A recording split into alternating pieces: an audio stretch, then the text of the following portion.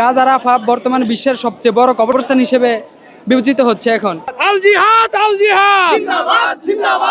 Directly যদি গাজায় যেতে পারতাম, আমরা যুদ্ধ অ্যাটেন্ড করতে পারতাম। আমরা মুসলিম জাতির জন্য, গাজাবাসীর জন্য জীবন দিতে প্রস্তুত।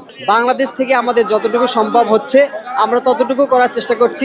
ফিলিস্তিনে ডোনাল্ড ট্রাম্পের সহযোগিতায় ইসরায়েলের প্রধানমন্ত্রী নেতানিয়াহু সাধারণ মুসলিমদের উপরে, নারী শিশু সাধারণ মুসলিমদের উপরে তারা বর্বরচিত হামলা চালিয়ে পুরো ফিলিস্তিনকেই নিজেদের কবজায় এনে ফিলিস্তিনকে একটি পুরো বিশ্বের একটি কবরস্থান বানিয়ে দিয়ে ফেলেছে। তারা গাজাকে একটি কবরস্থান বানিয়ে ফেলেছে, রাফাকে কবরস্থান বানিয়ে ফেলেছে। গাজা রাফা বর্তমান বিশ্বের সবচেয়ে বড় কবরস্থান হিসেবে বিবেচিত হচ্ছে এখন, কারণ প্রত্যেকটি জায়গায় আমাদের মুসলিম মা বোনেরা, আমাদের বৃদ্ধ পিতারা তারা ইসরায়েলের বোমা হামলায় মৃত্যুবরণ করছে। আমরা তাদের জন্য দোয়া করব, আজকের এই সমাবেশের সফলতার জন্য দোয়া করব।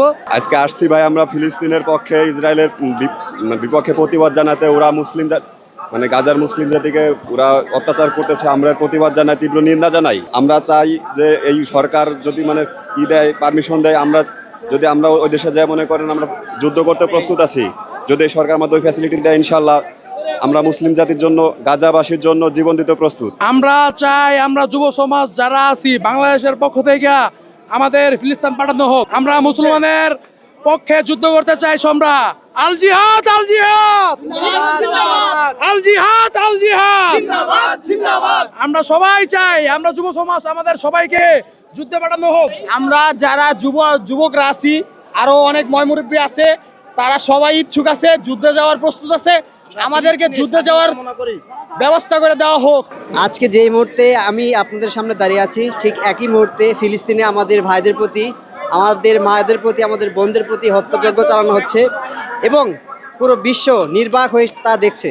এর প্রতিবাদে বাংলাদেশ থেকে আমাদের যতটুকু সম্ভব হচ্ছে আমরা ততটুকু করার চেষ্টা করছি এবং পুরো মুসলিম জাতিকে আমরা বলছি যে তারা একতাবদ্ধ হোক এবং ফিলিস্তিনের ভাইদের প্রতি তাদের যে সহানুভূতি, সেই সহানুভূতি প্রকাশ করুক। এটা আমাদের দেশের জন্য নতুন একটা অভিজ্ঞতা। এরকম অভিজ্ঞতা আমরা বিগত 16 বছর আমার জন্মের পর থেকে আমি দেখি নাই, এটা আমার প্রথম। আসলে মেইনলি আমাদের উদ্দেশ্য হলো ডিরেক্টলি যদি গাজায় যেতে পারতাম, আমরা যুদ্ধ অ্যাটেন্ড করতে পারতাম, তাহলে মনে করেন আমরা শান্তি পেতাম, বুঝছেন। এখন আমরা এখানে মানে প্রোটেস্ট করে আর কি ইসরায়েলের বলতে চাচ্ছি যে আমরা রুখে দাঁড়াবো তাদের বিরুদ্ধে। ইসরায়েলি প্রোডাক্ট বয়কট করব, প্লাস আমরা আমেরিকান যে প্রোডাক্টগুলো আছে এগুলো বয়কট করব।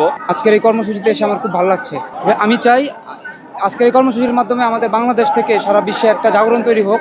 আসলে বর্তমান ফিলিস্তিনে যেরকম ভয়াবহ অবস্থা চলতেছে আমাদের মুসলমানদের ভাইদের উপর, আমাদের মুসলমান ভাইদের যেরকম রক্তাক্ত অবস্থা হইতেছে, এতে আমরা এক মুসলমান হয়ে অন্য মুসলমানের কষ্ট সহ্য করা আমাদের পক্ষে একেবারে অসম্ভব। এজন্য আজকে আমরা এই জন্য একত্রিত হয়েছি, যাতে আমাদের এই প্রতিবাদে তাদের একটু হলেও দমন হয়।